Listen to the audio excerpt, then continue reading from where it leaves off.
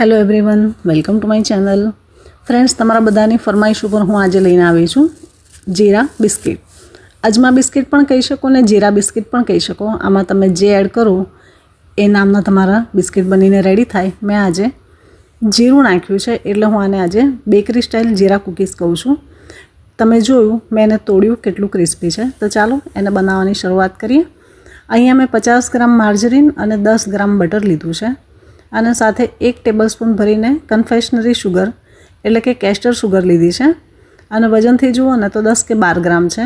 તમારી પાસે castor sugar ના હોય તો તમે અહીંયા દળેલી ખાંડ લઈ શકો છો. હવે બધું જ આપણે બરાબર સરસ મિક્સ કરીશું. અને બટર આપણું જે છે માર્જરીન બટર એ બંને સરસ મિક્સ થઈ અને થોડું ફ્લફી થાય ત્યાં સુધી આપણે એને બીટ કરીશું. આજે ઓછા પ્રમાણમાં હું બનાવું છું એટલે મેં હેન્ડ બીટરનો ઉપયોગ કર્યો છે.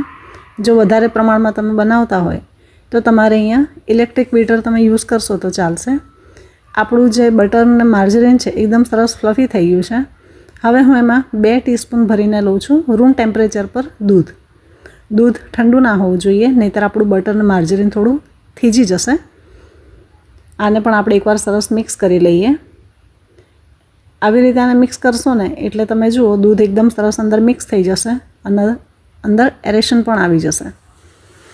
હવે આપણે એમાં એડ કરીશું, મારી પાસે છે અહીંયા જીરાનું એસન્સ. જો તમારી પાસે હોય તો નાખજો, ના હોય તો વેનીલા એસન્સ પણ તમે થોડું નાખી શકો છો. પણ મેં જીરાનું એસન્સ નાખ્યું છે. અને સાથે 1/4 ટીસ્પૂન મેં નાખ્યું છે મીઠું. આને તમે સ્વીટ એન્ડ સોલ્ટી કૂકીઝ પણ કહી શકો, જીરા બિસ્કિટ બી કહી શકો. અજમો નાખો તો અજમાના કૂકીઝ થઈ જશે. જો તમને ગમતું હોય તો ચીલી ફ્લેક્સ અને ઓરેગાનો પણ નાખી શકો.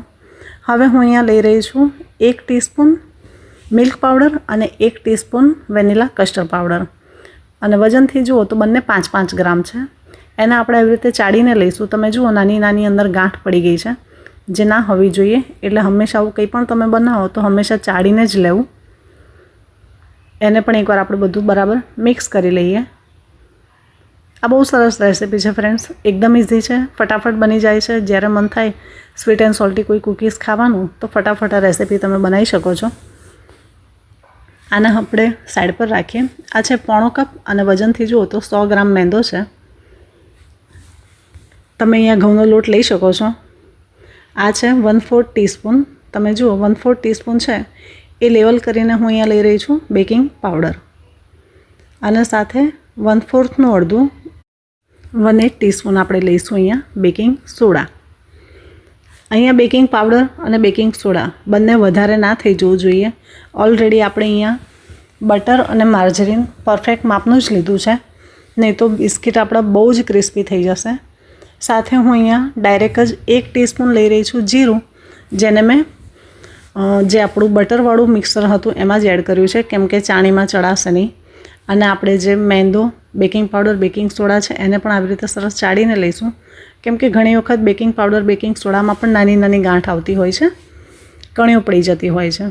હવે બધું જ આપણે સરસ એકવાર મિક્સ કરી લઈશું. હવે અહીંયા આપણે દૂધ, પાણી, બટર કશું જ એક્સ્ટ્રા એડ નથી કરવાનું. જેટલું આપણે આમાં પહેલાં એડ કર્યું છે એમાં જ આપણો લોટ બંધાઈ જવો જોઈએ. જો તમે પરફેક્ટ માપથી બનાવ્યું હશે ને તો તમારે દૂધ, પાણી કશું જ એડ કરવાની જરૂર નહીં પડે. મારે પણ અહીંયા કંઈ જ જરૂર નથી પડી. તમને લાગે કે લોટ નથી બંધાતો અને મેંદો તમારો જૂનો છે તો તમે અહીંયા અડધી ચમચીથી પણ ઓછું એટલે 1/4 ટીસ્પૂન કે ½ ટીસ્પૂન જેટલું જ તમે દૂધ લેજો. અને પછી હાથથી ગરમીથી એને મસળજો, તે પ્રોપર મિક્સ થઈ જશે. અત્યારે મારે અહીંયા કોઈ જરૂર લાગતી નથી એટલે હું કંઈ જ એડ નથી કરતી. તમે જુઓ ખાલી હાથની આંગળીઓથી જ હું મિક્સ કરું છું, કેમ કે જો આને વધારે ભાર આપીને આપણે એને મસળવા જઈશું ને તો એમાં ગ્લુટન ડેવલપ થશે અને આપણા જે બિસ્કિટ છે એ ફરસા નહીં બને. આવી રીતે ચારે બાજુથી આપણે લોટ સરસ લઈ લેવાનો છે. આપણે જે પણ બાઉલમાં જે કંઈ બી કામ કરતા હોઈએ તો બોલ હંમેશા ચોખ્ખો થઈ જવો જોઈએ. આસપાસ જે કંઈ પણ ખીરું હોય કે લોટ હોય એ બધું એક સરખું થઈ જવું જોઈએ. આપ જુઓ મારો ડો એકદમ સરસ બંધાઈ ગયો છે. મારે કશું જ ઉપર એક્સ્ટ્રા લેવું નથી પડ્યું.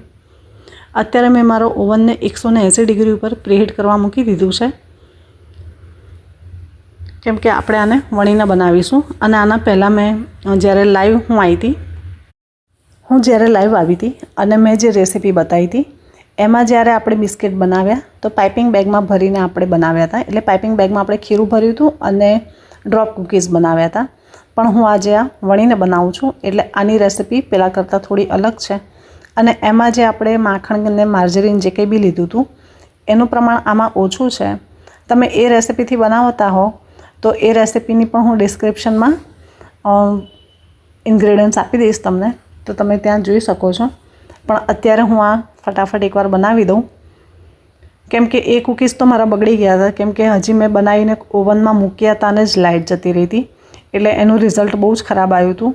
એટલે પછી મેં લાઈવ મારું સ્ટોપ કરી દીધું હતું.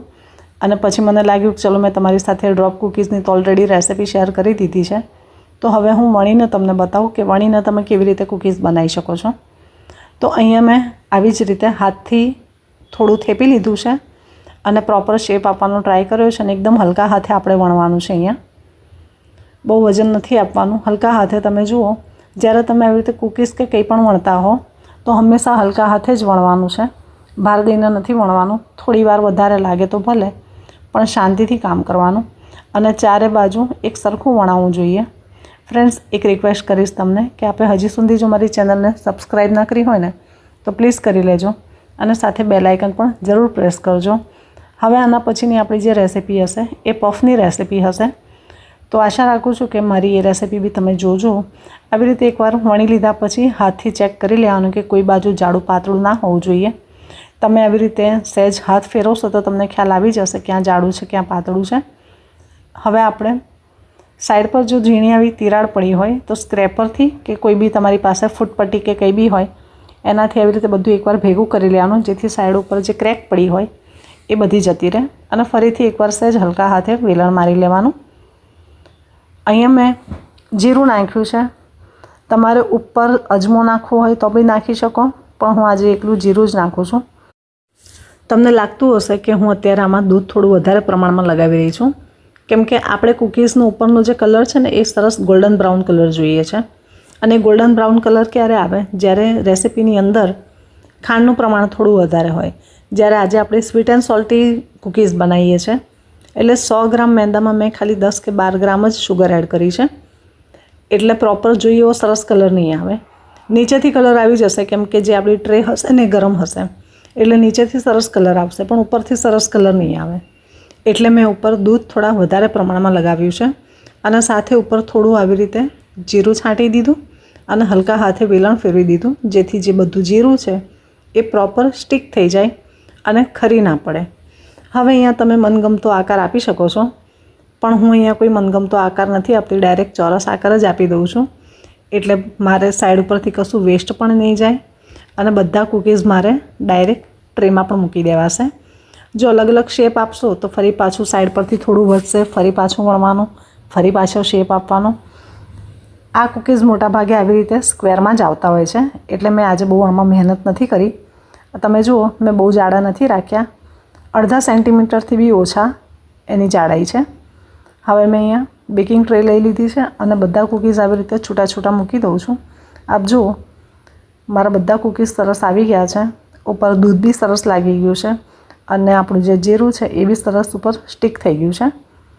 ઓવન આપણું સરસ ગરમ થઈ ગયું છે. અત્યારે હું ઓવનમાં 180 ડિગ્રી પર મૂકીશ અને પ્રીહીટ કરવા મૂક્યું છે 180 ડિગ્રી ઉપર. તમે જુઓ, અને હું ટાઈમ આપીશ અત્યારે 25 મિનિટનો. પણ 5 મિનિટ પછી, એટલે 20 મિનિટ જ્યારે થશે, મારા ઓવન પર જ્યારે ટેમ્પરેચર પર 20 મિનિટ બતાવશે ટાઈમિંગ પર, ત્યારે હું મારા ઓવનનું ટેમ્પરેચર 170 કરી દઈશ. તમે જુઓ, મેં 25 મિનિટ મૂકી છે અને એનું જે ટેમ્પરેચર છે 180 હતું, પણ મેં 5 મિનિટ પછી 170 કરી દીધું હતું. એટલે ઉપર આવો સરસ કલર આવી ગયો છે. તમે જુઓ, એકદમ ક્રિસ્પી છે, અડતાની સાથે જ તૂટી જાય છે અને મોંમાં મૂકતા જ ઓગળી જશે. એવા સરસ આપણા બિસ્કિટ બનીને રેડી છે. તો આશા રાખું છું કે તમને મારી આ રેસિપી ગમી હશે. અને જો હજી સુધી તમે મારી ચેનલને સબસ્ક્રાઈબ ના કરી હોય તો કરી લેજો. બાય.